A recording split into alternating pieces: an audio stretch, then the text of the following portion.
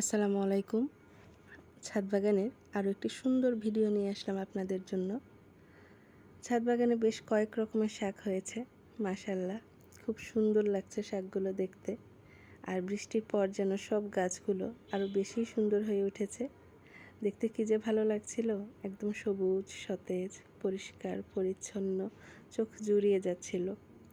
তো আজকে ভাবলাম যে কিছু শাক তুলে নেব, না হয় বুড়ো হয়ে গেলে আবার খেতে ভালো লাগবে না।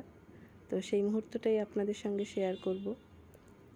আর এই তো কাটা মুকুট গাছে ফুল আসতে শুরু করেছে, কি সুন্দর লাগছে ফুলগুলো। আর পাট শাক আমার খুব পছন্দের একটি শাক। পাট শাকের সবুজ রঙটা দেখতেও খুব ভালো লাগে। সবুজ দেখলে আসলে চোখে অন্যরকম একটা শান্তি লাগে।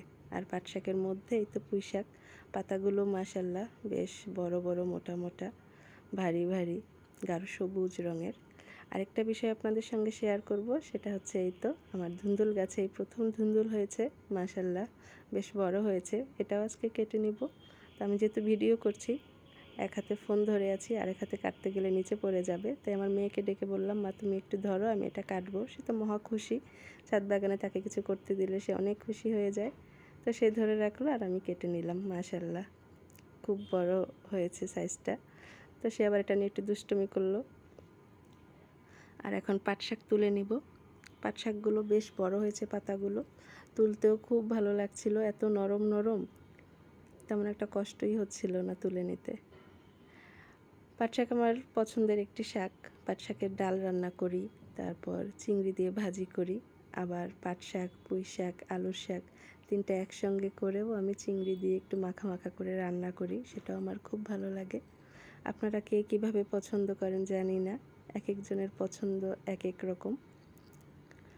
তো আমি পাট শাকগুলো একে একে তুলে নিচ্ছি, আর আগাগুলো আমি ছিঁড়ে ছিঁড়ে দিচ্ছিলাম, কারণ আগাগুলো যদি আমি ছিঁড়ে দেই তাহলে আবার নতুন করে অনেকগুলো ডাল বের হবে, পাতা বের হবে। আর এর মধ্যে যদি বৃষ্টি চলে আসে তাহলে তার কথাই নেই, গাছগুলো খুব তাড়াতাড়ি সুন্দর হয়ে উঠবে। একে একে আমি সবগুলো টব থেকেই পাট শাক নিয়ে নিচ্ছিলাম। অন্যরকম একটা ভালো লাগা কাজ করে আসলে নিজের লাগানো গাছ থেকে শাকসবজি তোলার সময়। কম হোক বেশি হোক সেটা কোনো বিষয় না, যে নিচ্ছি এটাই আসলে অন্যরকম একটা ভালো লাগা থাকে। আর নিজ গাছের শাকসবজি তুলতে যেমন ভালো লাগে, রান্না করার সময়ও ভালো লাগে, সবাইকে যখন খেতে দেই তখনও অন্যরকম একটা ভালো লাগা কাজ করে, যেটা বলে বোঝানো যাবে না, শুধু বাগানিরাই বোঝে। অনেকগুলো পাট শাক তোলা হয়ে গেছে, এখন পুঁই শাকগুলো তুলে নিচ্ছি। মাশাআল্লাহ পাতাগুলো বেশ বড় হয়েছে। অনেক দিন ধরেই ভাবছিলাম তুলে নেব, তোলা হয়নি, তাই নিচ থেকে অনেকগুলো পাতায় আবার অল্প অল্প দাগ পড়া শুরু হয়েছে।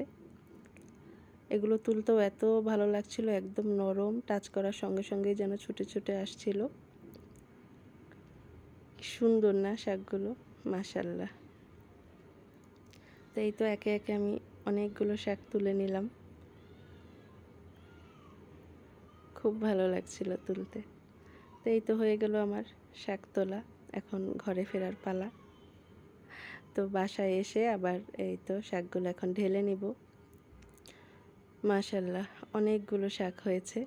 মগে থাকা অবস্থায় আসলে বোঝা যায় না যে মগের মধ্যে এত শাক আছে। কি সুন্দর সবুজ রং, আমি আবার এভাবে ধরে ধরে নেড়ে চেড়ে দেখছিলাম, ভিডিও করে রাখলাম সেটাও। ছাদ বাগান থেকে যা কিছুই আনি না কেন, শাকসবজি আনার পরে এভাবে ছবি তুলে রাখি, ভিডিও করি, সেগুলো সবার সঙ্গে আবার শেয়ার করি। ভালো লাগে নিজ বাগানের শাকসবজি সবাইকে দেখাতে। শেয়ার করার আরেকটা কারণও আছে, যেন দেখে হলেও সবাই উৎসাহিত হয়, চাষ করা শুরু করে। আর এই তো পুঁই শাকগুলো বেশ বড় বড় ছিল, গাঢ় সবুজ রঙের, পাশাপাশি দুইটা শাক দেখতেও ভালো লাগছিল। আর এই তো আমি পুঁই শাকটা আবার হাতে নিয়ে দেখছিলাম কত বড় হয়েছে, মাশাআল্লাহ। তো আশা করি ভিডিওটি আপনাদেরও ভালো লেগেছে। আপনারাও অনেক বেশি বেশি গাছ লাগানোর চেষ্টা করবেন, গাছ আপনাকে খুশি করে দিবে, ফুলে ফলে ভরিয়ে দিবে। সবাই ভালো থাকবেন, আমার জন্য দোয়া করবেন, সবার সময় অনেক ভালো কাটুক। আল্লাহ হাফেজ।